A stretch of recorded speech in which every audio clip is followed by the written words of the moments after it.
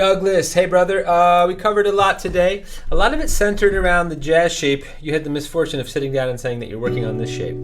So then I drilled you on it for an hour and a half. But we discovered cool features about this shape, right? So this is a B minor 7. A B minor 7 flat 5, the fifth is on the second string. So minor 7 flat 5, or half diminished. And then from here you can make it fully diminished by flattening the first finger and putting your ring on the G string. So really that's just taking the 7th down to a double flattened 7th, or what's called a diminished 7th. So we have minor, half diminished, fully diminished. We also discovered the 7 flat 5. So if your dominant 7 would be root, 7th, major 3rd.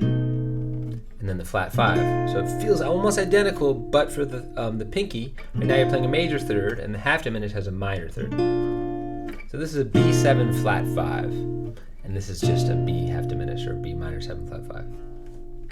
So that was one crop of chords. The other, of course, was the 6-9, which we pointed out is the same shape on both strings. So that's B6-9 to E6-9. And if you add the first string, that's also common to both chords. That's why a lot of bossas.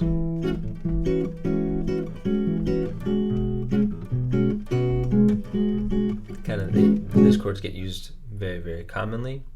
I'm thinking what else we did with that particular shape. That was most of what we did, and then we applied it. So we applied it to the Big Papa song. So that's sorry, what did I do wrong?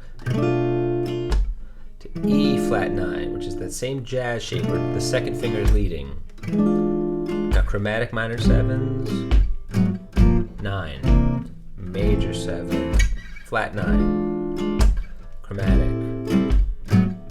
Don't resolve, back to B half diminished, E flat 9, then one more B half diminished, then in octaves. B, A, B, C, D. Great progression, and then we derived an exercise from it. We said we could start at the 12th fret on E and go half diminished, flat 9, 1. Then convert that to half diminished. Now we're modulating down in whole tones. It's more fun if you give it to rhythm, like.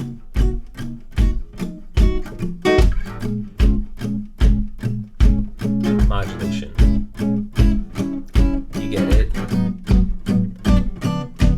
And pretty soon you'll end up back on E minor. That's because we're modulating in whole steps, and a whole tone scale only has 6 notes in it. And it's used to play over diminished chords. If in the first string, so an E diminished would be, not diminished, I didn't mean to say that, augmented.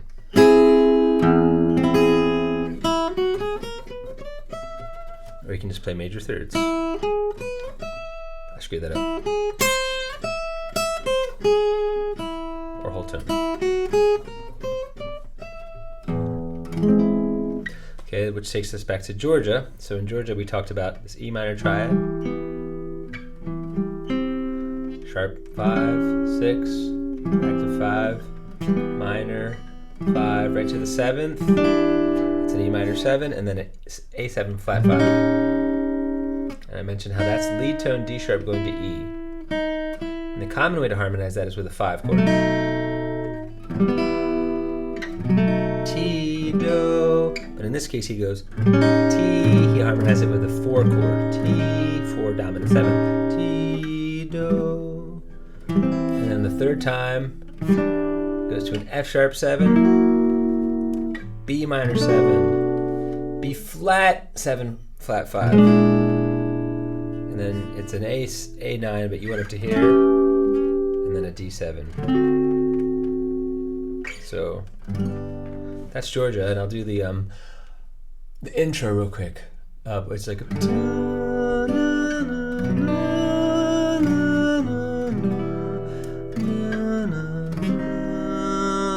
okay, that's a C minor with a flat 3rd in the bass, so it's just a 3rd of the minor chord.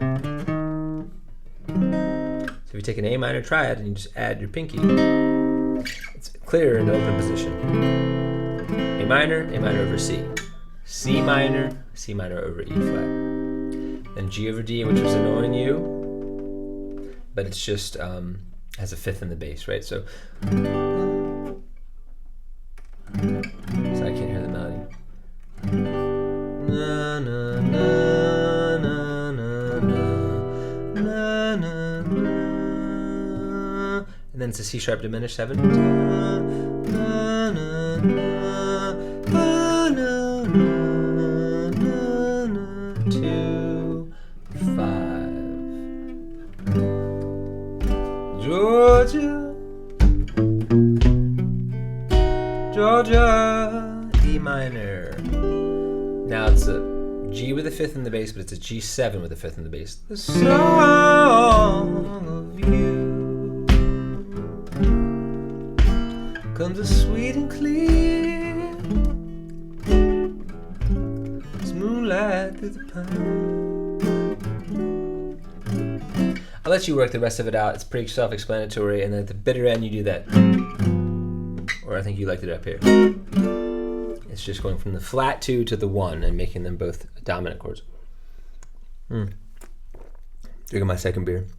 First one was 11, this one's 7. Okay, more typical, of course. So I think at 11 it was 5 o'clock in Portugal. So here we go. Now, we talked briefly about God Only Knows, and I do want you to work on that chart. And specifically, we talked about the E over B, going to a C diminished, fully diminished, back to the E over B, and then to the B flat half diminished. Then an A, an E over G sharp. So the power chord, as you described it, with the G sharp in the bass, F sharp, to an A over C sharp, but really it's over E because we're playing the open bass.